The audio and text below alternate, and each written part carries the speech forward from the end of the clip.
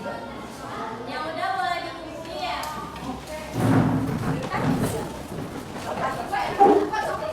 Ada pertama.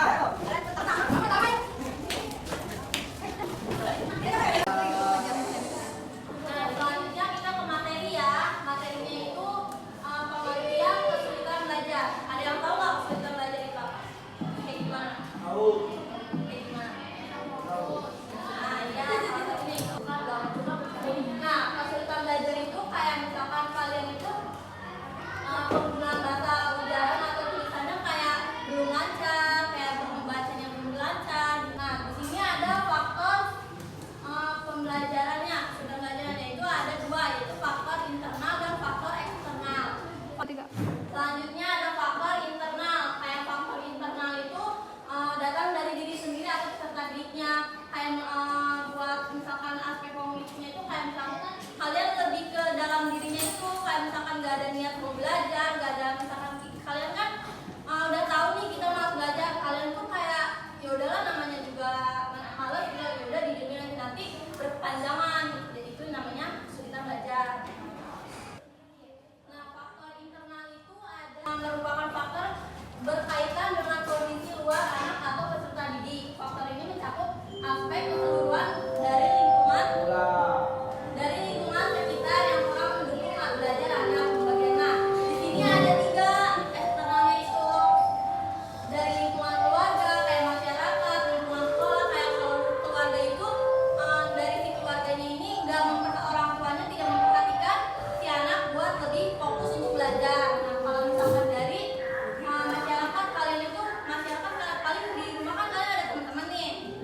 Nah, dari situ kan ada tugas kalian kayak misalkan disepelein gitu. Nah, kalau misalkan dari lingkungan sekolah, nah kayak gini dari sekolah kalian suka bolos kayak gitu ya. Kayak misalkan kalau jam masuk nggak masuk, nah kayak gitu. Nah, yang selanjutnya ada dampak kesulitan belajar, yaitu ada dua dampak fisiologi.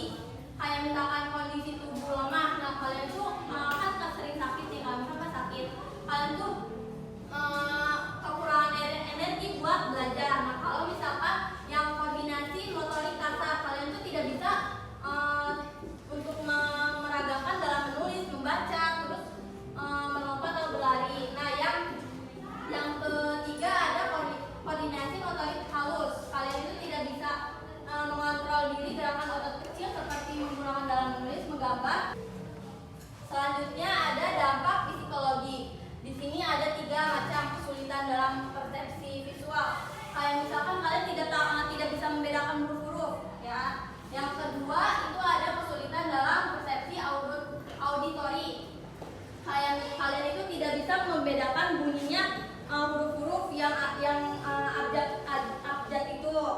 Yang ketiga ada kesulitan dalam persepsi kinestetik atau gerak, yaitu kayak kalian itu tidak bisa membedakan sensasi kasar atau halus yang merasakan melalui sentuhan huruf kalian. Kalian nggak bisa nggak bisa ngebedain huruf yang kasar mana yang halus gitu.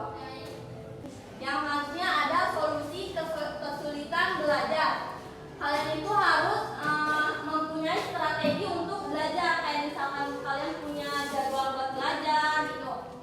Terus kalian itu harus misalkan kalian belajar udah mencapai target, kalian itu harus memberi suatu hadiah untuk diri sendiri, kayak seperti self reward kalau zaman sekarang ya.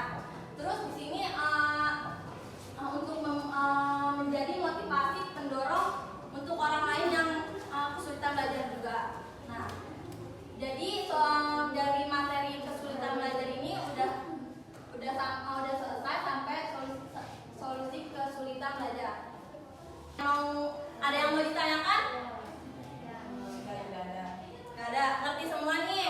Ngerti. Nah, selanjutnya kalian bisa menonton video yang kesulitan belajar ini. Silakan ditonton ya.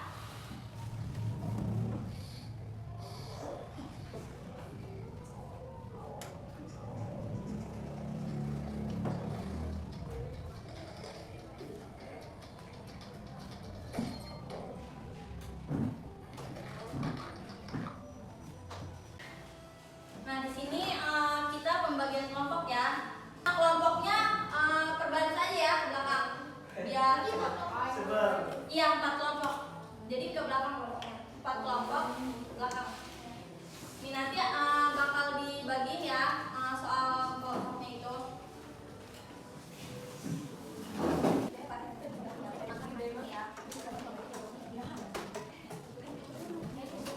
Kelompok 2, ini kelompok 3, ini kelompok 4.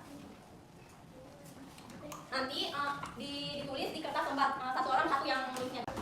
Mohon perhatiannya. Nah, per kelompok itu presentasi 2 orang aja ya, diskusi per kelompok.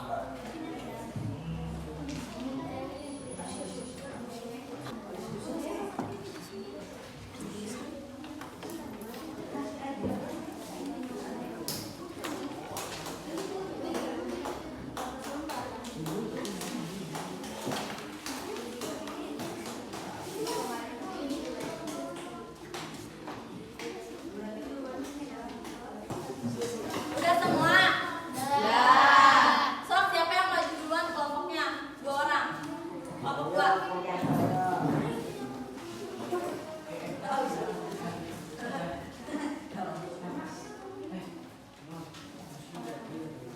Assalamualaikum warahmatullahi wabarakatuh. Waalaikumsalam warahmatullahi wabarakatuh. Kami dari kelompok 2 akan mempresentasikan hasil diskusi kelompok kami. Apa saja faktor utama yang membuat Anda kesulitan dalam belajar? Jawabannya adalah kurangnya motivasi, Gangguan lingkungan, manajemen waktu yang buruk, kurangnya pemahaman materi, stres atau kecemasan, kelelahan atau kurang tidur, keterbatasan akses ke sumber belajar. gaya belajar yang tidak sesuai. Mungkin itu saja yang dapat kami sampaikan, kurang lebihnya mohon maafkan. Assalamualaikum warahmatullahi wabarakatuh.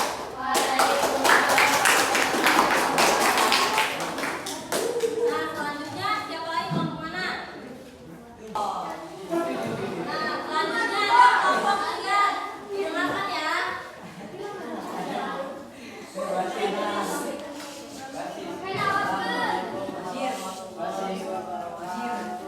Waalaikumsalam warahmatullahi wabarakatuh.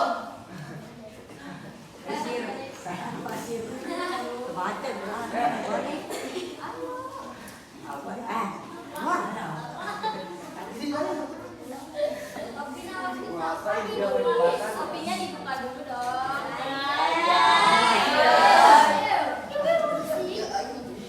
Segera baca. Kami dari kelompok 3 ingin mempresentasikan hasil kerja kelompok kami. Baca apa jenis dukungan yang paling Anda butuhkan untuk mampu kesulitan baca? 1. Dukungan emosional, perencanaan waktu, dukungan akademik. Wassalamualaikum warahmatullahi wabarakatuh. Waalaikumsalam warahmatullahi wabarakatuh. Nah,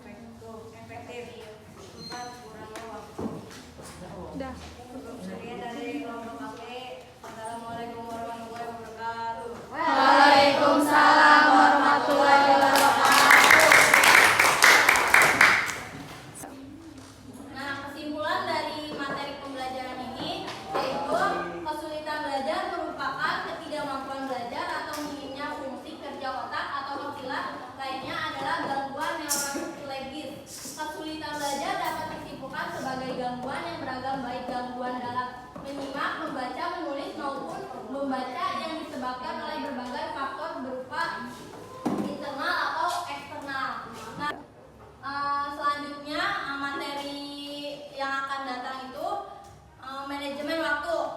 Nanti kita bahas minggu depan ya.